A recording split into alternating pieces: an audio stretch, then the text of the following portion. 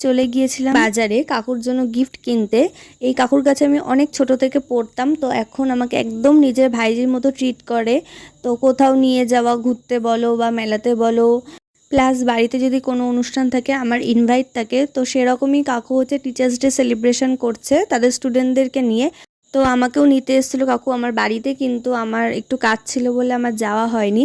তো বাজার থেকে কাকুর জন্য একটা ছোট্ট গিফট কিনে তারপর চলে গেলাম রেডি সেডি হয়ে কাকুর বাড়িতে। ওখানে গিয়ে কাকুর ভাগ্নির সাথে হচ্ছে এরকম খেলা করছিলাম, ও আমাকে কিস করছিল, আমাকে বলছে তুমি করো। তো তারপরে যখন দেখছে লিপস্টিকে দাগ পড়ে গেছে, তখন দেখো ক্যামেরা থেকে হা করে দেখছিল। এই যে হচ্ছে আমার কাকু। একটু ফাঁকা টাইম পাওয়ার পর আমি গিফটটা দিলাম, হ্যাঁ প্রণামও করে নিয়েছিলাম, কিন্তু ওটা আর ভিডিও করা হয়নি। আর আমি বললাম যে তুমি খুলেই দেখো, কারণ এরপরে আমি কোনটা দিয়েছি বুঝতে পারবে না, তাই আমি এখানে খুলে দেখতে বললাম। আর পুচকিটা এই সময় বলছিল যে এটাতে করে আমি চা খাবো।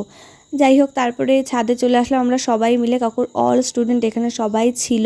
তো এখানে ছোটোখাটো প্রোগ্রামের ব্যবস্থা করেছিল, আর যেহেতু অনেকটাই রাত হয়ে গেছিলো, আরও কিছুক্ষণ টাইম লাগবে, তাই আমি খেয়ে দিয়ে বাড়ি চলে এসেছিলাম।